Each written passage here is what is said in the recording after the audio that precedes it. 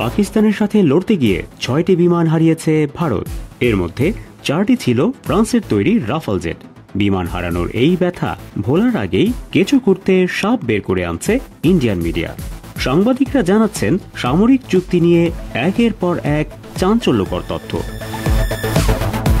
ফ্রান্সের সাথে Rafale jet কেনার শর্ত ছিল ফ্রান্সের দাসো এভিয়েশনকে ভারতীয় প্রতিরক্ষা খাতে 30,000 কোটি রুপি বিনিয়োগ করতে হবে। এখানেই হঠাৎ মঞ্চে আবির্ভাব হয় অনিল আম্বানির রিলায়েন্স ডিফেন্স, যাদের জেট তৈরির কোনো অভিজ্ঞতা নেই। রাফাল বিমান তৈরির দায়িত্ব দেওয়া হয় এমন কোম্পানিকে যারা মাত্র 10 দিন আগে রেজিস্ট্রেশন করেছিল।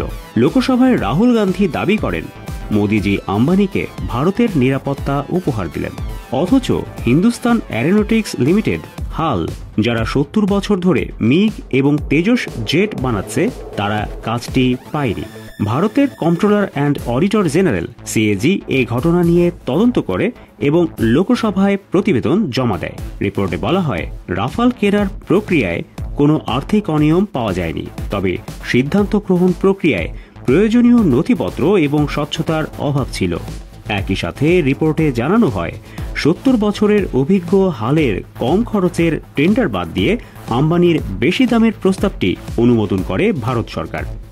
বিষয়টি আদালতেও গড়ায়।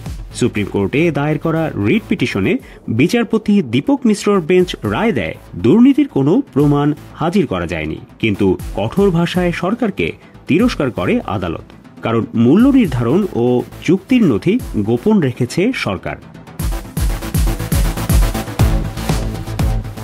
ভারত সরকার জানিয়েছেন প্রতিটি রাফাল কিনতে খরচ হয়েছে 900 কোটি রুপি, অথচ ফ্রান্সের কোম্পানির মূল ডকুমেন্ট প্রস্তাবিত দামের চেয়ে অনেক কম ছিল।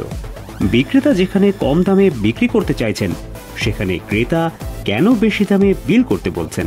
এই কাজের জন্য ফ্রান্সের কোম্পানিকে $7.5 মিলিয়ন ঘুষ দেওয়া হয়েছে বলে দাবি করেছে ফ্রান্সের গণমাধ্যম। ফ্রান্সের গণমাধ্যম মিডিয়াপার্ট চুক্তির গোপন দলিল ফাঁস করে।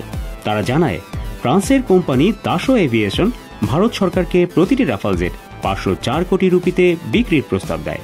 সে অনুসারে 36টি জেটের দাম হওয়ার কথা 18,000 কোটি রুপি, কিন্তু ভারত সরকার বিমান কেনে প্রায় 59,000 কোটি রুপিতে, অর্থাৎ বাজার দরের চেয়ে প্রায় 3 গুণ দামে রাফাল কিনেছে ভারত। ভারতের পাবলিক অ্যাকাউন্টস কমিটি এই বছর মার্চে এই ঘটনার তদন্ত দাবি করেছে। তাদের বক্তব্য, অতিরিক্ত 41,000 কোটি রুপি কোথায় গেল? 1989 সালে বোফোর্স কেলেঙ্কারিতে রাজীব গান্ধী সরকারের পতন হয়। সুইডেনের বোফোর্স কোম্পানির কাছ থেকে বেশি দামে কামান কেনার অভিযোগে বিজেপি সহ বিরোধী দলগুলো আন্দোলন করে রাজীব গান্ধী সরকারের পতন ঘটায়। প্রথমবারের মতো ক্ষমতায় আসে বিজেপি। যে কেলেঙ্কারিকে কেন্দ্র করে বিজেপি ক্ষমতায় এসেছিল, সেই কেলেঙ্কারি এবার বুমেরাং হয়ে ফিরে এসেছে। রাফাল কেলেঙ্কারি কেবল শেষের শুরু।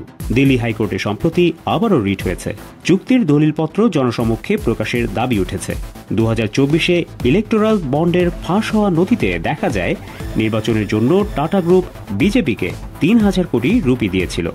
শুধু টাটাই নয়, এই তালিকায় আরও আছে লার্সেন অ্যান্ড টুব্রো এবং ডাইনামিক টেকনোলজিস। এরা সবাই ভারতীয় সেনাবাহিনীর জেট, ড্রোন, আর্টিলারি সাপ্লায়ার।